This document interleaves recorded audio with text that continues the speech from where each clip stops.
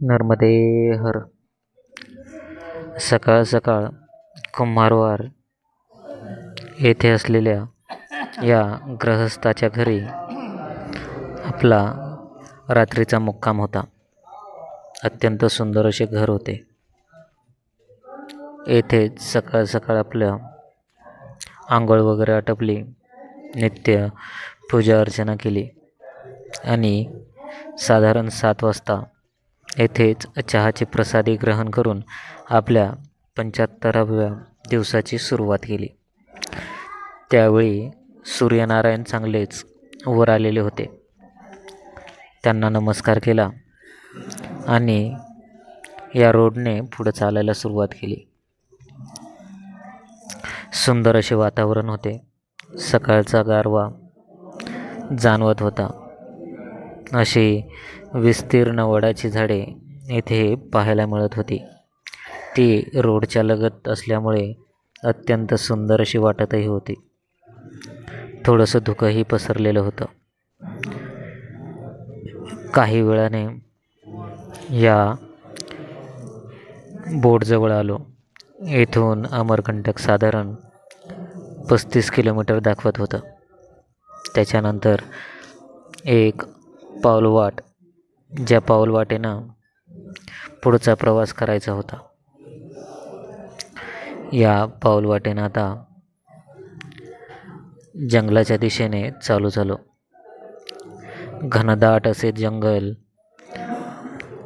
आणि त्यातून मी आणि सोबत माझी मैया अशा आमच्या दोघांचा प्रवास चालू झाला. कधी पाऊलवाट होती तर कधी वाहन जाईल अशी एवढी वाट होती. माहीत नाही कोणते वाहन येते की नाही, परंतु पाऊलवाट बऱ्यापैकी होती.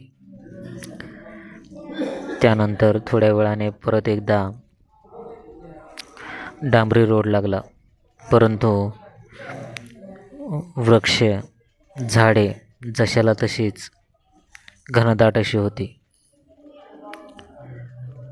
या घनदाट जंगलामधून रस्ता काढत काढत पुढे जात होतो.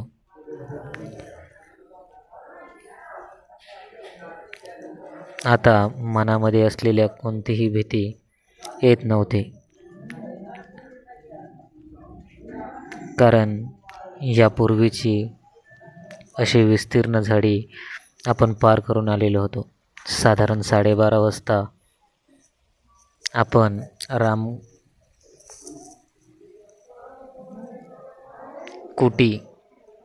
दमगड या आश्रमाजवळ येऊन पोहोचलो. येथे आपल्याला मैयाचे बालस्वरूप पाहायला मिळते. पाहू शकतो येथे मैयाचा प्रवाह किती छोटा आहे. येथेच दुपारची प्रसादी घेतली. थोडा वेळ विश्रांती देखील घेतली, साधारण 10-15 मिनटे, आणि पुन्हा पुढे चालायला सुरुवात केली. बाबाजींनी सांगितले की इथून साधारण 5 किलोमीटर अंतरावर कपिलधारा आहे आणि येथे आश्रम देखील आहे. त्यामुळे 1-1:30च्या सुमारास येथून निघणे उचित वाटले. जर तोच वेळ जर 3च्या पुढे असता तर पुढे निघालोच नसतो. या पाऊलवाटेनं पुढचा प्रवास करायचा होता. विस्तीर्ण अशी झाडी होती. सोबत फक्त मैयाचे नामस्मरण आणि तिच्यावर असलेला विश्वास, एवढ्याच गोष्टी होत्या.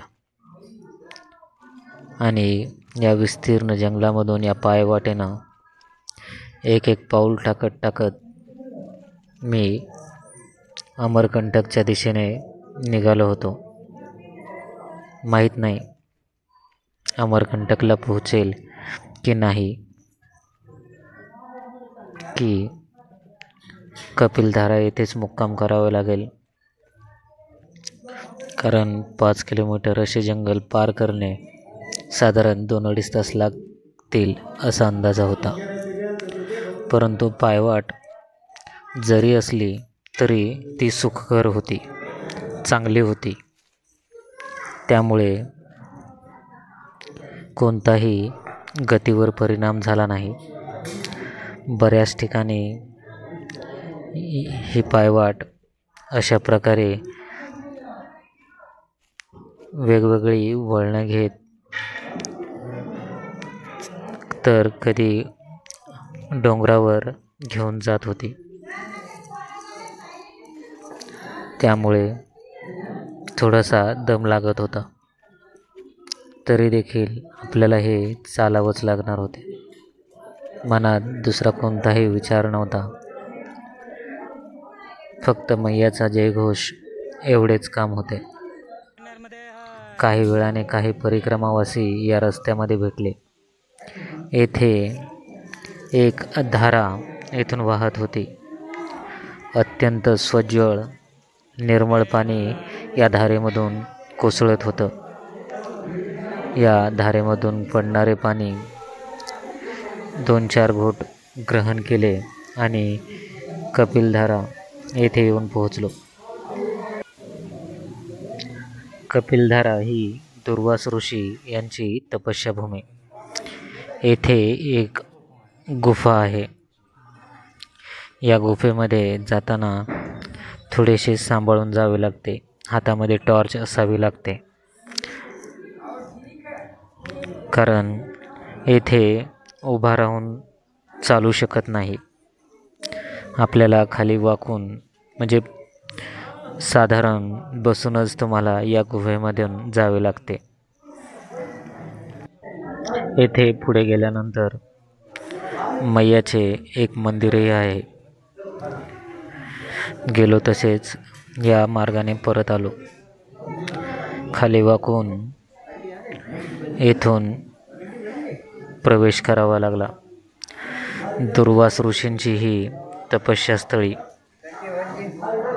मैयाच्या तटावर असलेली ही तपस्यास्थळी, अशा अनेक तपस्यास्थळी मैयाच्या किनाऱ्यावर आहेत. यापूर्वी आपण त्यांना पाहिलेही असेल. मैयाच्याच तटावर असलेला हे ठिकाण, अत्यंत सुंदर आणि बालस्वरूप असलेली ही मैया.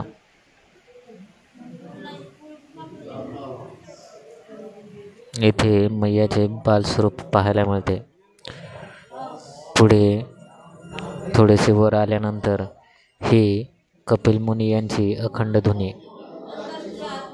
या आश्रमामध्ये होती. येथे कपिल मुनी यांचे आश्रमही होते. मैयाचे एक मंदिरही होते. तेथून पुढे चालून मैयाच्या तटावरून चालायला सुरुवात झाली. येथून अमरकंटक हे साधारण 5 किलोमीटर अंतरावर होते. त्यामुळे येथे अजूनही आपल्याकडे वेळ शिल्लक होता.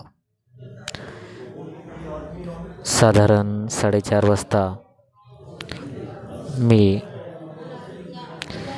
अमरकंटकच्या या मेन चौकामध्ये येऊन पोहोचलो. संध्याकाळी या रामघाटावर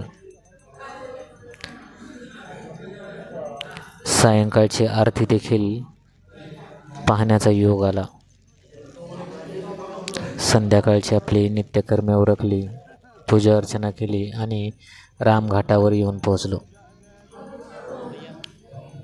सायंकाळची ही रामघाटावरील आरती अत्यंत सुंदर होती. आरती घेतली आणि पुन्हा आश्रमामध्ये येऊन बसलो. काही वेळाने प्रसादीसाठी बोलावणे आले. प्रसादी ग्रहण केली आणि आपल्या आसनावर येऊन निद्रिस्त होण्यासाठी तयार झालो. तर आजपर्यंत आपण ओंकारेश्वर ते रेवासागर, दक्षिण तट, मिठी तलाई ते अमरकंटक, उत्तर तट पूर्ण झाला आहे. उद्यापासून आपला दक्षिण तटाचा राहिलेला उर्वरित भाग म्हणजेच अमरकंटक ते ओंकारेश्वर या भागाला सुरुवात करणार आहोत. त्यामुळे सगळ्यांनी आपले प्रेम, आपला आशीर्वाद असाच दर्शवत राहा. मैयाचा अनेक स्वरूप आपल्याला अजून पाहायचे बाकी आहेत. जेवढा प्रयत्न होईल तेवढा आपण तुम्हाला दाखवण्याचा प्रयत्न करणार आहोत. तर भेटूया उद्याच्या व्हिडिओमध्ये, ज्यामध्ये आपण उत्तर तट ओलांडून दक्षिण तटाने चालायला सुरुवात करणार आहोत. तर भेटू आपल्या उद्याच्या व्हिडिओमध्ये. तोपर्यंत सगळ्यांना नर्मदे हर.